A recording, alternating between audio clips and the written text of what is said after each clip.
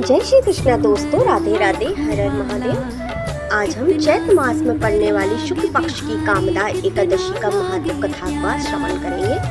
तो चलिए जल्दी से शुरू करते हैं। युधिष्ठिर ने पूछा, वासुदेव आपको नमस्कार है। अब मेरे सामने यह बताइए कि चैत्र शुक्ल पक्ष में किस नाम की एकादशी होती। भगवान श्री कृष्ण बोले, राजन एकाग्रचित होकर यह पुरातन कथा सुनो, जिसे वशिष्ठ जी ने दिलीप के पूछने पर कहा था। दिलीप ने पूछा, भगवान मैं एक बात सुनना चाहता हूँ, चैत्र मास के शुक्ल पक्ष में किस नाम की एकादशी होती है।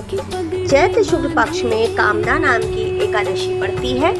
वह परम पुण्यमयी पाप रूपी ईंधन के लिए तो वह दावनाली है। प्राचीन काल की बात है, नागपुर नाम का एक सुंदर नगर था जहाँ सोने के महल बने हुए थे। वहाँ सोने के महल बने थे। उस नगर में पुंडरीक आदि महाभयंकर नाग निवास करते थे। नाग का नाम उन दिनों वह राज्य करता था। गंधर्व किन्नर अप्सराएं भी उस नगरी का सेवन करती थी। वहाँ एक श्रेष्ठ अप्सरा थी जिसका नाम ललिता था। उसके साथ ललिता नाम वाला गंधर्व भी था। वे दोनों पति पत्नी के रूप में रहते थे। दोनों ही परस्पर काम से पीड़ित रहा करते थे। ललिता के हृदय में सदा पति के ही मूर्ति बसी रहती थी। ललित के हृदय में सुंदरी ललिता का नित्य निवास था। एक दिन की बात है, नागराज पुंडरीक राज्यसभा में बैठकर मनोरंजन कर रहा था। उस समय ललिता गान हो रहा था, किंतु उसके साथ उसकी प्यारी ललिता नहीं थी। गाते गाते उसे ललिता का स्मरण होया था। उसके पैरों की गति रुक गई, जीभ लड़खड़ाने लगी, महाराज त्रुटि होने लगी गाने में। उसे गाते हुए कामातुर ललिता को शाप दिया, दुर्बुद्धि तू मेरे सामने गान करते समय भी पत्नी के वशीभूत हो गया, इसलिए राक्षस हो जा।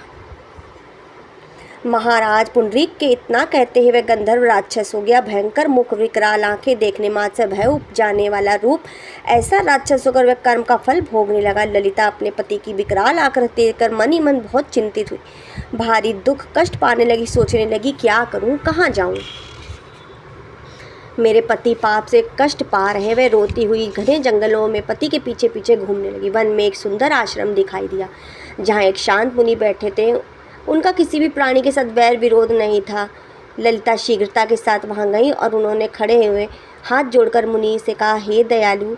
उस दुखी मुनि देखकर वे इस प्रकार बोले, शुभे तुम कौन हो और यहाँ कैसे आई हो। ललिता ने कहा, महामुनि वीरांधवा नाम वाले गंधर्व में मैं उनकी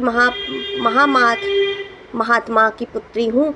मेरा नाम ललिता है। मेरे स्वामी अपने पाप दोष के कारण राक्षस हो गए। ऋषि बोले, भद्रे इस समय चैत्र मास के शुक्ल पक्ष की कामदा एकादशी की तिथि है, जो सब पापों को हरने वाली है। तुम इसी व्रत का विधि पूर्वक पारण करो।